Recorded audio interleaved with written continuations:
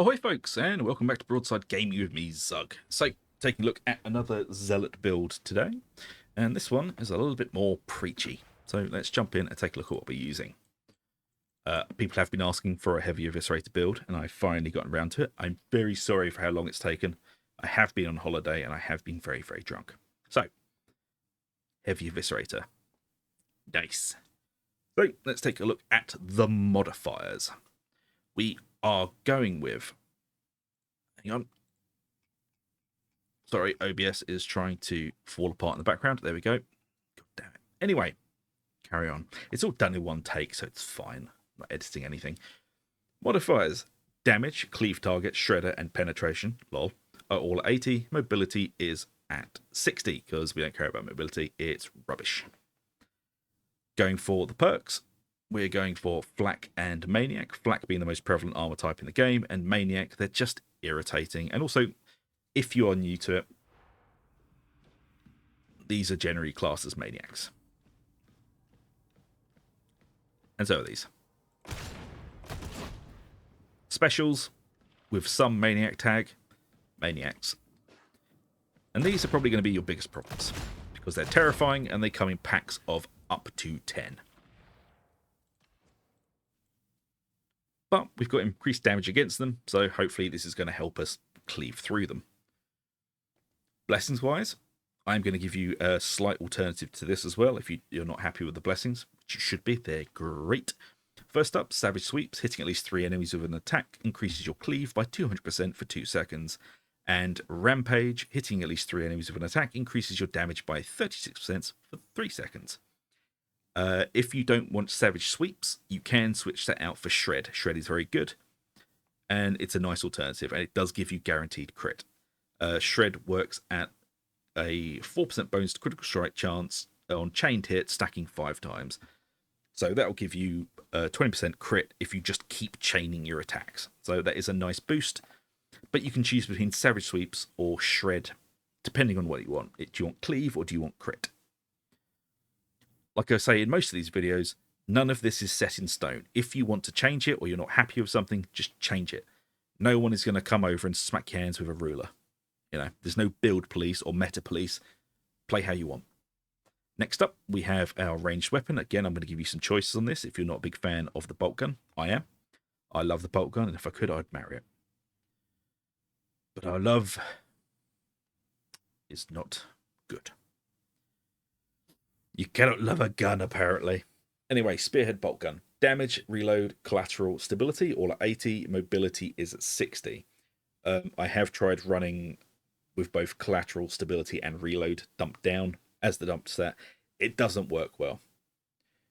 Collateral is the closest thing to maybe okay of getting rid of, but everything else is just...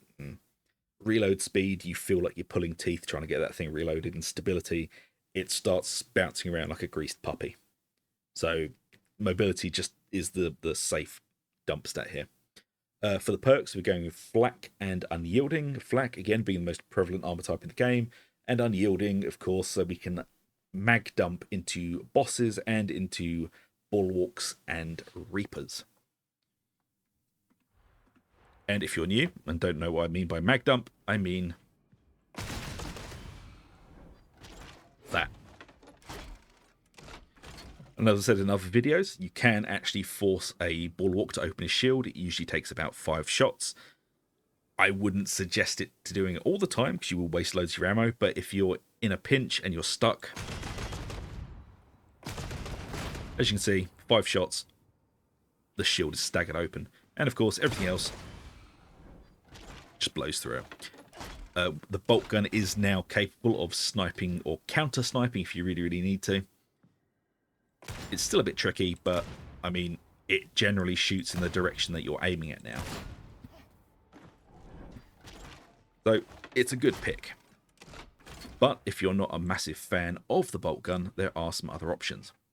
Of course, there's the Old Faithful, which is the braced auto gun, with, again, mobility being our dump. Everything else is at 80. Perk-wise, it's the same as the bolt gun, Flak and Unyielding, and blessings-wise, Inspiring Barrage, which is going to help us farm back toughness, 4% toughness for every 10% of the magazine spent during continuous fire, stacking 5 times. And Fire Frenzy, gain 10% close damage for 3.5 seconds after killing an enemy at close range. It's a very good weapon. I just prefer the bolt gun.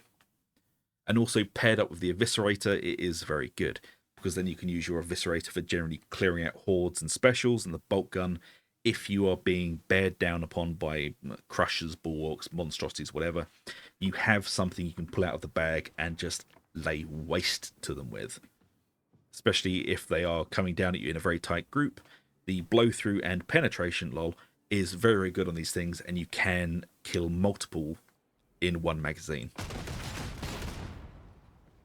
Like I said, the bullets penetrate. Or the shells, whatever they are. But again, if the braced autogun is not your cup of tea, you can also take a look at the Flamer. It is a very good weapon. It's a bit clunky to use, but it is a lot better than it used to be. It's nowhere near as good as it was when it first came out, but I think those days are long gone. Again, mobility is our dump. Perk-wise, we're going with Unyielding to deal with Reapers, Bulwarks, and monstrosities, and the crit really does help out with the burn stat. Blessings-wise, Blaze Away, 8% strength for every 10% of magazine spent during continuous fire, stacking 5 times. And the God tier of all blessings, Penetrating Flame. Direct hits apply 4 stacks of 1% brittleness for 5 seconds, stacking 5 times. Brittleness is basically rending that you apply to a target. Rending is applied to you. Brittleness is rending that you apply to something else and your team benefits from. So it's a very, very fun thing to use. And also, if you want to, you can also go for the Recon Las Gun. It's not great. It's fun, though. I mean, I probably wouldn't suggest taking this unless you really do hate the other 3 choices. Black, Maniac, Infernus, Headhunter. Lots of crit. Crit leaves burn stacks.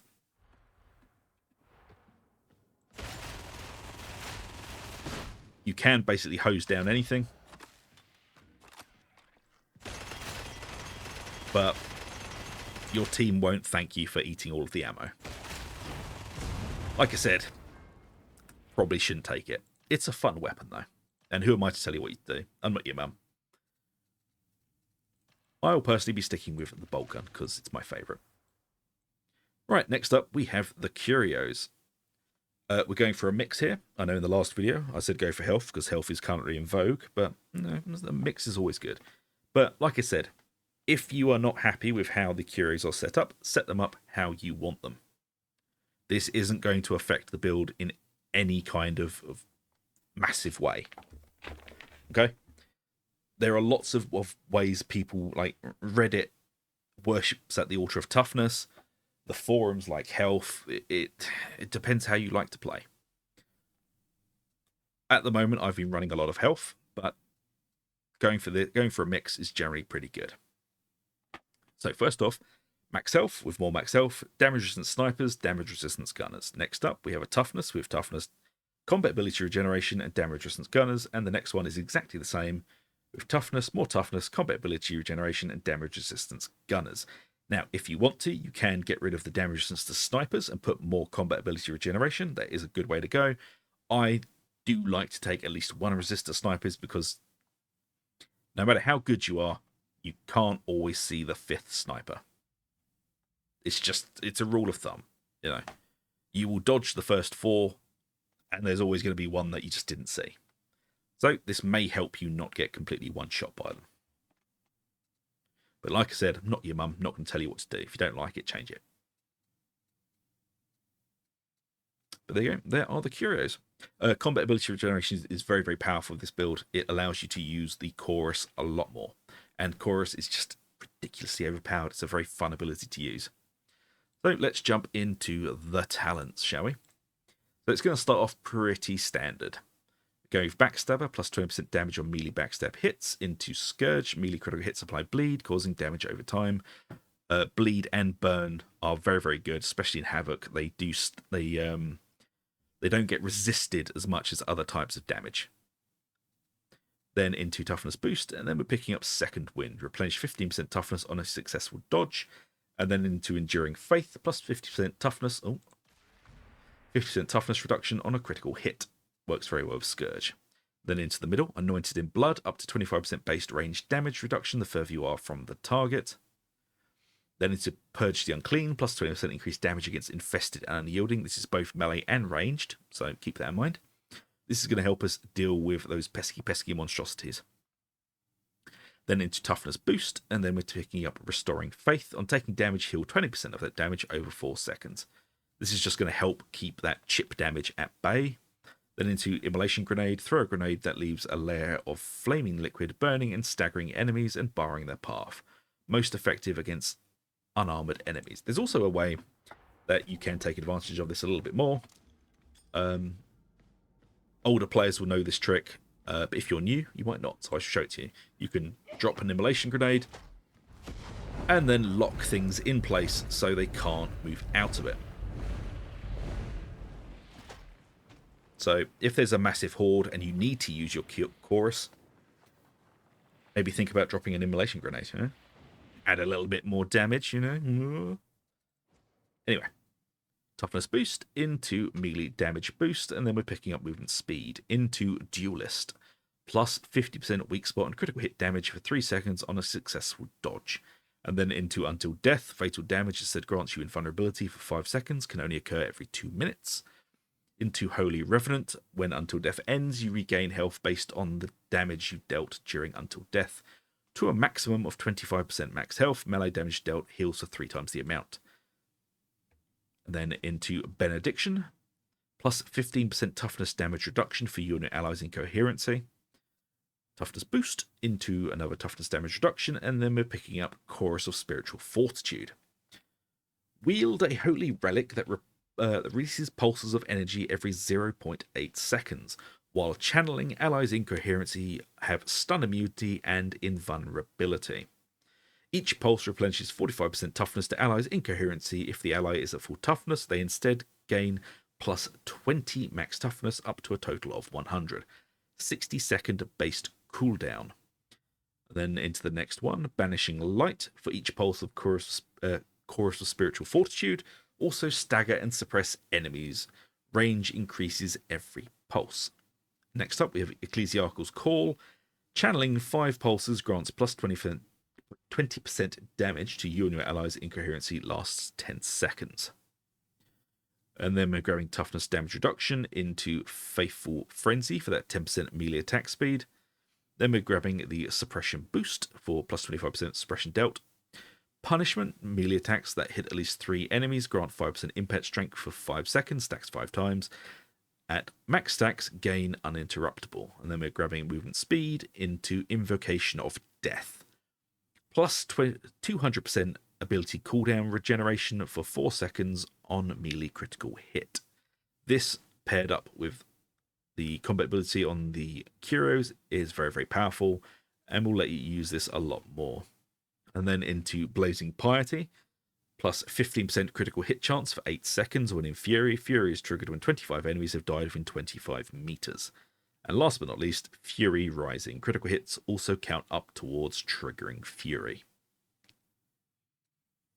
So, it's quite a crit-centric build, all kind of focused around getting Invocation of Death up to be able to use Chorus of Spiritual Fortitude more, and basically keep the chip damage at bay. It's an incredibly powerful build. It's a very fun build. I do prefer charging around, but if you're playing with a team, well, you're always playing with a team. If you're playing with a pre-made or just want to be nice to a pug, they will thank you for running this build. And I really do hope you guys enjoy it. And if you do, please do like, subscribe, ring that bell for notifications. It really does help us out. And I shall see you all for the next one. So until then, take it easy. I'll see you later.